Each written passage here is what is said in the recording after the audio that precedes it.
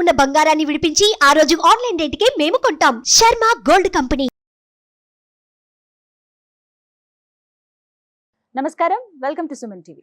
ఈ క్రోధినామ సంవత్సరంలో 27 నక్షత్రాల్లో జన్మించిన వారికి ఎలాంటి ఫలితాలు ఉండబోతున్నాయి, అలాగే వారు చేసుకోవాల్సిన పరిహారాలు ఏమిటి, వీటి గురించి వివరించేందుకు ప్రస్తుతం మనతో పాటు ఉన్నారు ప్రముఖ జ్యోతిష్యులు, తంత్రశాస్త్ర కోవిదులు డాక్టర్ ప్రదీప్ జోషి గారు. వారితో మాట్లాడి మరిన్ని విషయాలు తెలుసుకుందాం. గురుగారు నమస్కారం అండి. శ్రీమాత్రే నమః.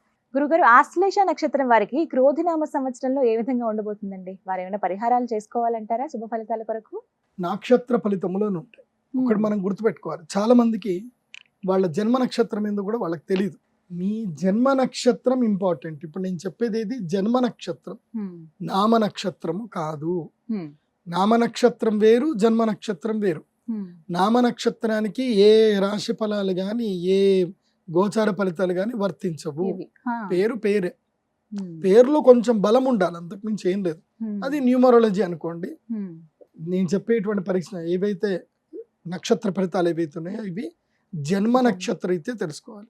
మీ జన్మ నక్షత్రం మీకు తెలియదంటే నా వెబ్సైట్కి విజిట్ అవ్వండి. అక్కడ మీ date of birth, time, place అన్ని కూడా ఎంటర్ చేయండి.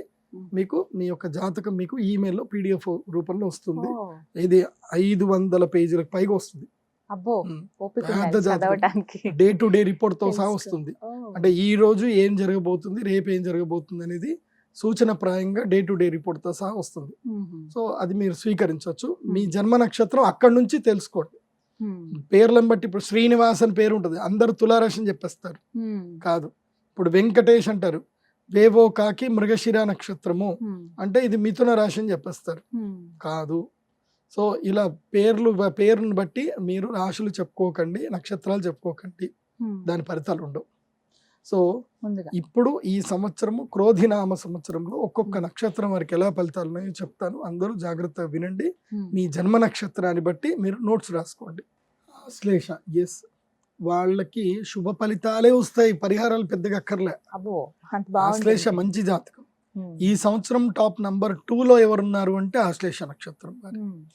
ఈ సంవత్సరం అది కర్కాటక రాశిలో వస్తుంది కదా, చతుష్పాద నక్షత్రం కదా. కర్కాటక రాశి వారికి ఈ సంవత్సరం 11వ ఇంట్లో గురువు వస్తున్నాడు. చాలా బాగుంది. మంచి యోగ సంపన్నులు అవుతారు, ధన సంపన్నులు అవుతారు, వివాహం జరుగుతుంది, ప్రేమలు సఫలిస్తాయి, కొత్త కష్టాలు ప్రారంభమవుతాయి. అంటే త్రిపీడాస్తు నిత్యశః అని మాయాబజార్ సినిమాలో చెప్తారు. ఆసనే పుత్ర పీడాస్తు, శయనే పత్ని పీడాస్తు, భోజనే అతిథి పీడాస్తు అని.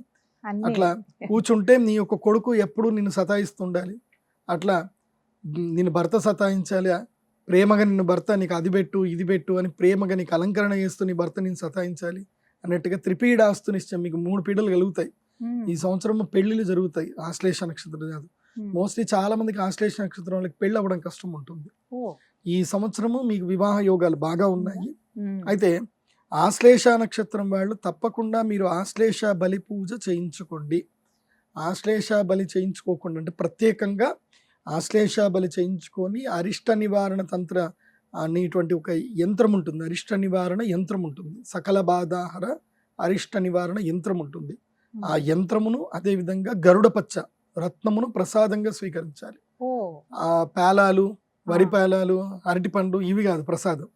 ఆశ్లేష బలి చేసిన తర్వాత ఈ రెండింటిని ప్రసాదంగా తీసుకుంటే ఆశ్లేష బలి ఈ యొక్క పూజా ఫలితము మీకు జీవితకాలం వర్తిస్తుంది. లేకపోతే మళ్ళీ పోవాలి మళ్ళీ ఆశ్లేష బలి చేయిస్తూ ఉండాలి. కాబట్టి ఆశ్లేష బలి తప్పకుండా చేయించుకోండి. ఈ సంవత్సరము మీకు అరిష్టమైనటువంటి నెల ఏమిటంటే గనక జూలై నెల మీకు అరిష్టం. జూలై మీకు మంచిది కాదు. జూలై అదేవిధంగా సెప్టెంబర్ ఈ 2 నెలలు మంచివి కాదు. ఈ 2 నెలలు అప్పులు అవుతాయి, ఖర్చులు అవుతాయి, మీ డబ్బులు దొంగల బారిన పడతాయి. కోపం తగ్గించుకోండి. తర్వాత పాయింట్ టు పాయింట్ అస్సలు మాట్లాడకండి. అంటే కుటుంబ సభ్యుల విషయంలో, బయట ఎక్కడైనా మీ పని అది కానీ. సో కుటుంబ సభ్యుల విషయాన్ని మాత్రం పాయింట్ టు పాయింట్, నువ్వు అలా చేసావు ఇలా చేసావు, ఎప్పుడో 3 సంవత్సరాలు జరిగిందని గుర్తు చేసుకొని చెప్పకండి. ఆశ్లేష నక్షత్ర జాతకులకు ఉన్న ఒక ప్లస్ పాయింట్ ఎందుకు తెలుసా? జ్ఞాపక శక్తి, భయంకరమైన జ్ఞాపక శక్తి. వీళ్ళు అసలు మర్చిపోరు దేన్ని. ఆ మర్చిపోకపోవడమే మీ జీవితంలో మీకు పెద్ద మైనస్ పాయింట్. అదే శాపం అంటారా? అదే శాపం. ఏది మర్చిపోవాలో అది మర్చిపోవాలి, ఏది గుర్తుపెట్టుకోవాలి అది గుర్తుపెట్టుకోవాలి. అన్నీ గుర్తుపెట్టుకుంటే హ్యాపీగా ఉండవు. జీవితంలో మన జరిగిన కీడు ఏదైతుందో మర్చిపోవాలి. ఇప్పుడు ఉదాహరణకి మనం ఇంట్లో ఎప్పుడో 5 రోజుల క్రితం వండినటువంటి పప్పు అన్నం మురిగిపోయి ఉంటాయి, అది వేస్తాం. అది ఆ రోజు 5వ రోజుల క్రితం మంచిగా ఉంది కదా అని చెప్పి అది సంవత్సరం అంతా ఇంట్లో అట్లనే పెట్టుకుంటారా? దాంట్లో నీళ్లు పోసి పెట్టుకోండి, ఇంకా బాగుంటుంది. అది ఎట్లా పెట్టుకుంటారో ఇది కూడా అలాగే. పాచిపోయిన అన్నం ఎట్లాగైతే 2 రోజులకు మురుగుపడుతుందో, గతంలో మిమ్మల్ని బాధ పెట్టిన సంఘటనలు, బాధ పెట్టిన మాటల్ని మీరు గుర్తు పెట్టుకుంటే మీ జీవితంలో అది అట్లాగే ఉంటుంది.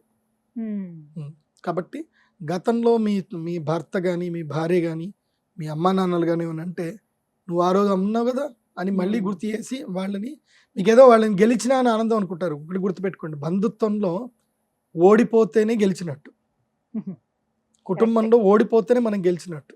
సో కుటుంబంలో ఓడిపోవడానికి ట్రై చేయండి. కానీ ఈ ఆశ్లేష నక్షత్రాలు వినరు, ఓడిపోరు, తగ్గేదేలే అంటారు, అప్పుడు తగ్గిపోతారు మీరు. అది గుర్తుంచుకోండి. సో ఆశ్లేష నక్షత్ర జాతకులు నేను చెప్పే ఒక పరిహారం ఏంటంటే, మీరు విశేషంగా ఈ సంవత్సరం ఏం చేయండి అంటే కుక్కే సుబ్రహ్మణ్యంకి వెళ్ళండి, దర్శనం చేసుకోండి రండి.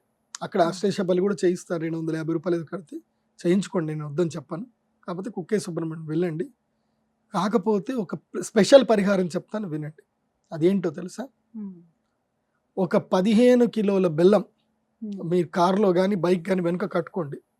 ఈ శ్రీశైలం అడవులు కానీ, లేదంటే అటు నల్లమల్ల అడవులు కానీ, మంచిగా అడవి లోపలికి వెళ్ళండి.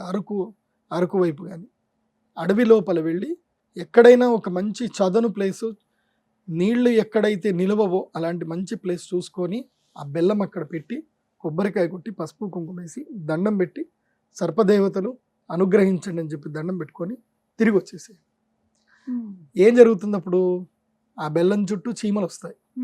చీమలు అక్కడనే బెల్లం దొరికినాయి కాబట్టి ఏం చేస్తాయి? అక్కడే ఇల్లు కట్టుకుంటాయి, పుట్ట కట్టుకుంటాయి. పుట్టలో చీమలు ఉంటాయా, పాములు ఉంటాయా? ఫస్ట్ చీమలే కడతాయి, తర్వాత చీమలు వెళ్ళిపోతాయి కొన్ని రోజులకి. తర్వాత ఎవరు ఉంటారు? పాములు ఉంటారు. సో ఇప్పుడు మీ సర్పదోషానికి మీరు సర్ప ప్రతిష్టాపన చేసినట్టే కదా. సర్ప ప్రతిష్టాపన అంటే బండను పెట్టడం కాదు, పాముకి హెల్ప్ అయ్యేటట్టు చేయడం. ఈ ఒక్క కర్మ చేశారు, ఇదొక కారణం చేశారు, కార్య కారణ సంబంధం. ఇది కార్యం చేశారు, కారణం ఏంటో ఏమవుతుంది? పాముకి ఇల్లు అవుతుంది. సో పాము ఇంట్లో ఉంటుంది, నిన్ను అనుగ్రహిస్తుంది, దానివల్ల నీకు మేలు జరుగుతుంది. అది. సో రాళ్ళని రప్పలు లక్షన్నర బిడ్డలు రాళ్ళని రప్పని పెట్టకండి, అవసరం లేదు. 1500 ఖర్చు పెట్టుకొని బెల్లం తీసుకెళ్ళిపోయి పెట్టండి, అయిపోతుంది. పెట్టేటువంటి స్థలాలు కూడా అడవిలో పెడితే మంచిది అంటారు. మరి మామూలు స్థలంలో పెడితే ఎవడో నెత్తుకపోతాడు, అడవిలో పెడితే చీమలు తింటాయి. అది చక్కటి పరిహారం వీరికి, ఆశ్లేష నక్షత్రం వారికి చక్కగా తెలియజేశారు గురుగారు. నమస్కారం అండి. శ్రీమాత. సుమన్ టీవీలో మీ పర్సనల్ అండ్ బిజినెస్ ప్రమోషన్స్ కోసం కింది నెంబర్కి కాంటాక్ట్ చేయండి.